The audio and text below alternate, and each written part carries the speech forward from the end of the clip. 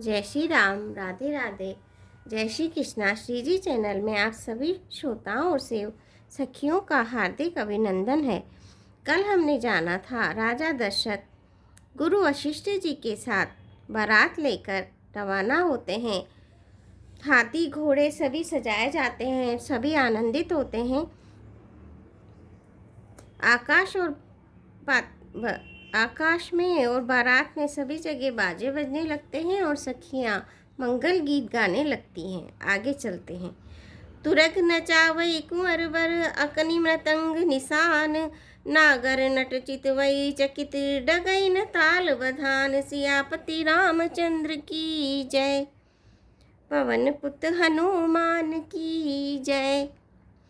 सुंदर राजकुमार मृदंग और नगाड़े के शब्द सुनकर घोड़ों को उन्हीं के अनुसार इस प्रकार नचा रहे हैं कि वे ताल के बंधन से जरा भी टिकते नहीं हैं। चतुर नट चकित होकर यह देख रहे हैं। बारात ऐसी बनी है कि उसका वर्णन करते नहीं बनता। सुंदर शुभदायक शकुन हो रहे हैं। नीलकंठ पक्षी बाएं और चारा ले रहा है, मानो संपूर्ण मंगलों की सूचना दे रहा हो। दाहिनी ओर कौवा सुंदर खेत में शोभा पा रहा है। नेवले का दर्शन भी सब किसी ने पाया। तीनों प्रकार की शीतल मंद सुगंधित हवा अनुकूल दिशा में चल रही है। श्रेष्ठ सुहागिन स्त्रियां भरे हुए घड़े और गोद में बालक लिए आ रही हैं। लोमड़ी फिर फिर कर बार बार दिखाई दे जाती है। गायें सामने खड़ी बछड़ों को दूध पिलाती हैं।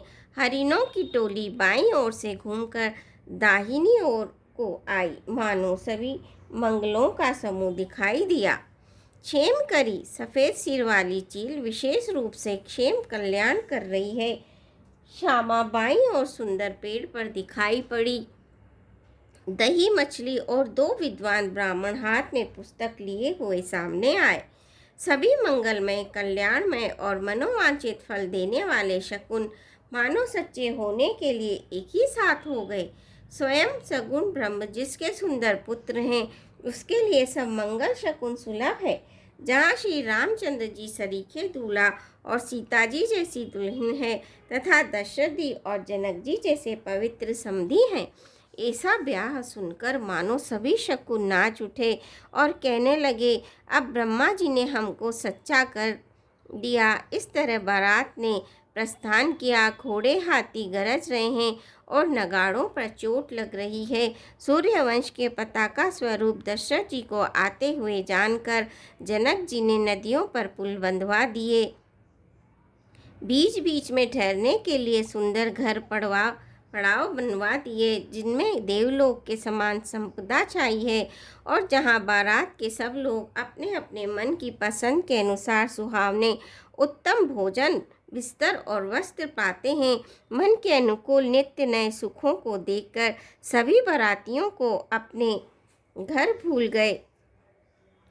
बड़े जोर से बजते हुए नगाड़ों की आवाज़ सुनकर श्रेष्ठ बारात को आती हुई जानकर अगवानी करने वाले हाथी रथ पैदल और घोड़े सजाकर बारात लेने चले।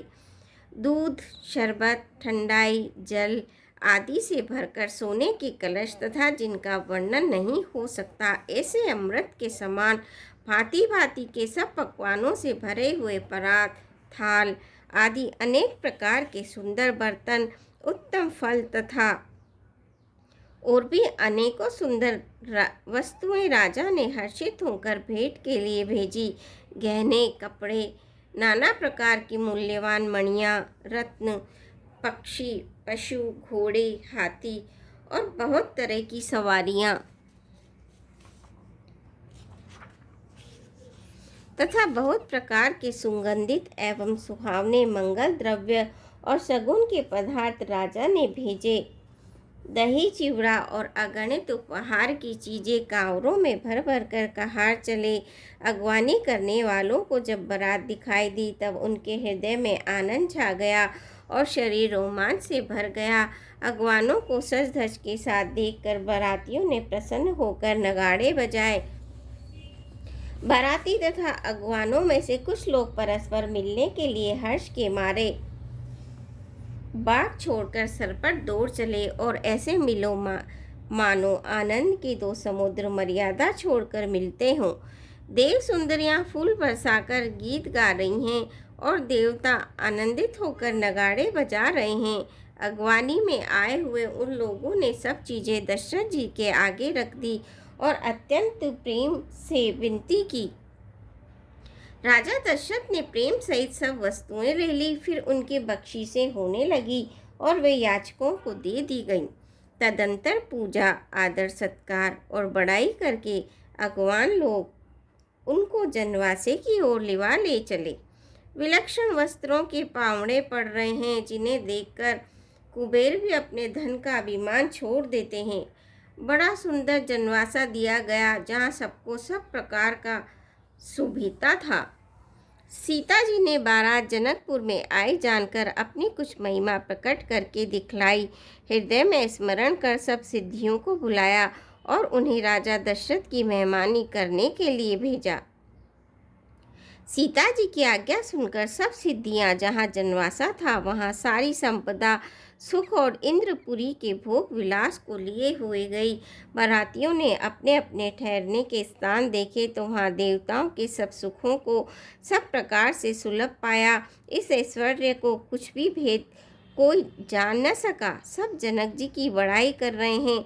श्री रघुनाथ जी यह सब सीता जी की महिमा जानकर और उनका प्रेम पहचान कर हृदय में हर्षित हुए। पिता दशरथ के अनेक आने का समाचार सुनकर दोनों भाइयों के हृदय में महान आनंद समाता न था। संकोचवश वे गुरु विश्वामित्र जी से कह नहीं सकते थे, परंतु मन में पिताजी के दर्शनों की लालसा थी। विश्वामित्र जी ने उनकी बड़ी निम्रता देखी तो उनके हृदय में बहुत संतोष उत्पन्न हुआ। प्रसन्न होकर उन्होंने दोनों भाइयों को हृदय से लगा लिया। उनका शरीर पुलकित हो गया और नेत्रों में जल भर आया। वे उस जनवासे को चले जहाँ दशरथ जी थे, मानो सरोवर प्यासे की ओर लक्ष्य करके चला हो। जब राजा दशरथ ने पुत्रों सहित मुनि को आते देखा तो वे हर्षित होकर उठे और सुख के समुद्र में थासी लेते हुए चले। पृथ्वीपति दशरथ जी ने मुनि की चरण धूलि को बार बार सिर पर चढ़ाकर उनको दंडवत प्रणाम किया। विश्वामित्र जी ने राजा को उठाकर हृदय से लगा लिया और आशीर्वाद देकर कुशल पूछी। फिर दोनों भाइयों को दंडवत प्रणाम करते देखकर राजा के हृदय में सुख समाया नहीं। पुत्रों को उठाकर हृदय से लगाकर उन्होंने अपने वियोग जनित दुख को मिटाया, मानो मृतक शरीर को प्राण मिल गए हों। फिर उन्होंने वशिष्ठ जी के चरणों में सिर नवाया। मुनि श्रेष्ठ ने प्रेम के आनंद में उन्हें हृदय से लगा लिया। दोनों भाइयों ने सब ब्राह्मणों की वंदना की और मन भाए आशीर्वाद पाए। भरत जी ने छोटे भाई शत्रुघ्न से श्री रामचंद्र जी को प्रणाम किया। श्री राम जी ने उन्हें उठाकर हृदय से लगा लिया। लक्ष्मण जी और भाइयों को देखकर हर्षित हुए और प्रेम से परिपूर्ण हुए शरीर से उनसे मिले। पुरजन परिजन जाति जन जाचक मंत्री मीत, मिले जथा विधि सबई प्रभु परम कृपाल विनीत। सियापति रामचंद्र की जय, पवन पुत हनुमान की जय। मंगल भवनी मंगल हारी, दवौ सुदशरथ अजर बिहारी। दीन दयाल विरद संभारी, हरौ नाथ मम संकट भारी। श्रोताओं, आज के लिए बस इतना ही। कल आपसे फिर भेंट होगी। धन्यवाद।